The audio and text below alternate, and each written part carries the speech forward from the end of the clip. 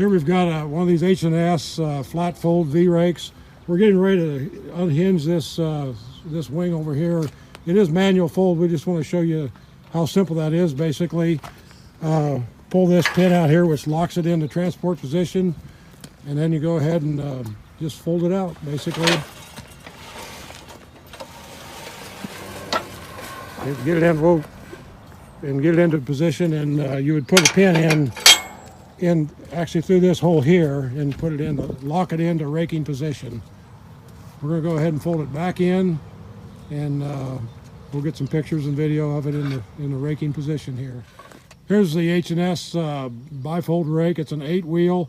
We've got it in the folded out position. It is manual fold, as we just showed you in the video. It's got really good wheels on it. The raking wheels, in fact, look fairly new. Almost look like they've been replaced at one time. I don't see any missing teeth. There could be one or two if you look real close. Here's the back view. We're going to go ahead and fold those wings in, and then we'll finish up then. And here's the H&S rake in a folded position, your transport position. You can unpin these front wheels and fold them up if I assume if you're taking it down the highway or longer distance. Got a standard hitch pin, and the raking wheels, by the way, are hydraulic lift.